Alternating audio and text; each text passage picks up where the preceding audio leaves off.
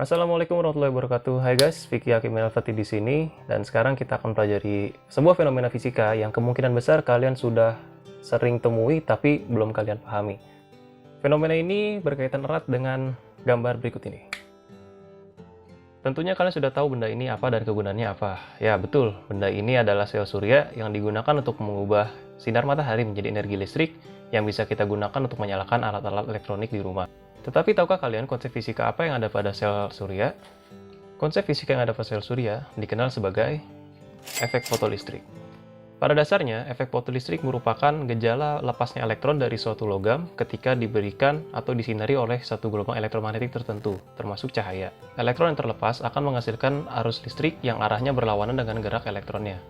Nah, fenomena fotolistrik ini pertama kali diteliti oleh Philip Lenard. Lenard menemukan bahwa ketika suatu logam ditumbuk oleh gelombang elektromagnetik tertentu, maka akan ada sebagian elektron dari logam tersebut yang akan terlepas. Lepasnya elektron dari logam ini ditandai dengan munculnya arus listrik. Lenard juga menemukan bahwa energi kinetik elektron yang terlepas tidak bergantung pada intensitas cahaya atau gelombang elektromagnetik yang menumbuknya. Penelitian Lenard mengenai efek fotolistrik ini kemudian dilanjutkan oleh Albert Einstein. Einstein berdasarkan teori kuantum menjelaskan bahwa cahaya yang datang berupa paket-paket gelombang elektromagnetik yang disebut sebagai foton. Foton ini, meskipun pada dasarnya merupakan gelombang, tetapi memiliki sifat-sifat selayaknya partikel. Artinya dia memiliki momentum dan bisa menumbuk sesuatu. Menurut Einstein, energi kinetik elektron yang terlepas besarnya akan sama dengan selisih energi foton yang datang dengan fungsi kerja. Einstein merumuskan sebagai berikut, di mana Hf adalah energi foton yang datang dan Hf0 merupakan fungsi kerja logam yang disinari. Untuk melepaskan elektron, maka energi kinetiknya harus lebih besar dari 0, sehingga rumusannya menjadi Hf dikurang Hf0 harus lebih besar dari 0, atau jika dipindah ruas, Hf harus lebih besar dari Hf0. Nah, hal ini menyatakan bahwa energi foton yang datang harus lebih besar dari energi atau fungsi kerja logam tersebut. Karena H bersifat konstan, yaitu konstanta Planck, maka bisa dicoret sehingga rumusannya menjadi F lebih besar dari F0. Nah, ini merupakan suatu syarat mutlak terjadinya efek fotolistrik di mana frekuensi foton yang datang harus lebih besar dari frekuensi ambang logam yang disinarinya. Jika yang terjadi sebaliknya, maka tidak akan ada elektron yang terlepas dan artinya tidak akan ada efek fotolistrik yang terjadi. Nah, karya Einstein mengenai efek fotolistrik inilah yang mengantarkannya untuk memperoleh Nobel Fisika pada tahun 1921. Oke guys, sekarang kita coba simulasi FET berikut ini. Nah, simulasi ini bisa kalian download di link yang ada di deskripsi video. Oke, jadi sini interface-nya. Sini ada untuk mengatur intensitas cahaya. Ini untuk mengatur panjang gelombang ataupun frekuensi cahaya yang datang. Ini menunjukkan arus listrik yang terbentuk. Dan di sini adalah untuk mengubah plat logam yang digunakan. Nah, slider ini berguna untuk mengubah panjang gelombang foton yang datang. Bisa dilihat bahwa semakin kecil panjang gelombang foton, yang artinya frekuensinya semakin besar, maka gerak elektron, ini yang bergerak ini adalah elektron, ini semakin cepat ya bisa dilihat.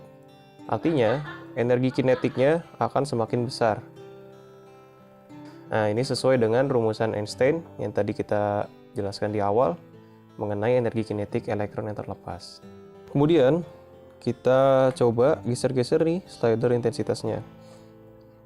Nah, bisa dilihat bahwa intensitas ini hanya mempengaruhi jumlah elektron yang terlepas. Hal ini sesuai dengan penjelasan Lenard yang mengatakan bahwa intensitas tidak mempengaruhi energi kinetik elektron yang terlepas. Dia hanya mempengaruhi jumlah elektron yang terlepas. Sekarang kita coba menggeser di panjang gelombang yang paling besar nih, di daerah infrared. Artinya frekuensinya paling kecil ya. Nah, bisa dilihat bahwa di daerah infrared ini tidak ada elektron yang terlepas. Meskipun kita ubah-ubah nih intensitasnya dari kecil sampai 100% pun tidak ada elektron yang terlepas. Artinya tidak terjadi efek fotolistrik pada lambda sekian. Sehingga dapat disimpulkan bahwa terjadi atau tidaknya efek fotolistrik ini hanya dipengaruhi oleh frekuensi ataupun panjang gelombang foton yang datang, tidak dipengaruhi oleh intensitas cahayanya.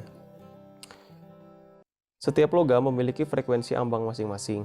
Nah, frekuensi ambang itu merupakan frekuensi di mana tepat akan terjadi efek fotolistrik. kita bisa lihat di sini. Nah, dari grafik ini kita bisa lihat bahwa frekuensi ambang merupakan titik frekuensi di mana energi kinetiknya tepat akan lebih dari sama dengan 0. Setiap logam memiliki frekuensi ambangnya masing-masing. Nah, pada logam sodium ini dia berada di sekitar 530 atau 540 ya. Jika pada plat sodium yang tadi terjadi efek fotolistrik pada lambda sekitar 540 nanometer, pada plat platinum ini dia baru terjadi pada lambda sekitar 200 nanometer. Nah, ini berarti sesuai dengan penjelasan tadi bahwa setiap logam memiliki fungsi kerjanya masing-masing. Atau dengan kata lain, setiap logam membutuhkan energi yang berbeda-beda untuk bisa melepaskan elektron atau terjadinya efek fotolistrik. Jadi efek fotolistrik inilah yang terjadi pada sel surya yang biasa kita temui di rumah.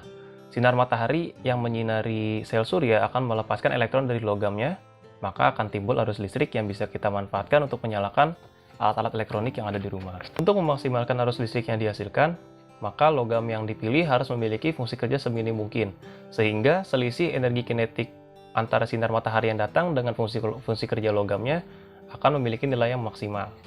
Oke, demikianlah penjelasan mengenai efek fotolistrik.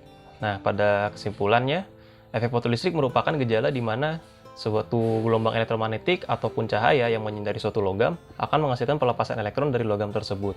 Nah, pelepasan elektron ini ditandai dengan munculnya arus listrik, dan dari efek fotolistrik inilah kita bisa membuat sel surya untuk memanfaatkan sinar matahari menjadi arus listrik yang bisa kita gunakan di rumah untuk menyalakan alat-alat elektronik. Efek fotolistrik terjadi dengan syarat frekuensi foton atau cahaya yang menyinari logam itu harus lebih besar dari frekuensi ambang logamnya, sehingga selisih energi kinetik antara energi foton dengan fungsi kerja logam akan lebih dari sama dengan 0, yang kemudian bisa melepaskan elektron dari logam. Terjadinya efek fotolistrik tidak dipengaruhi oleh intensitas cahaya yang datang. Intensitas cahaya yang datang hanya mempengaruhi jumlah banyak sedikitnya elektron yang terlepas. Demikianlah perjumpaan kita pada video kali ini. Thanks for watching. Don't forget to like, share, and subscribe jika kalian suka. See you on the next video.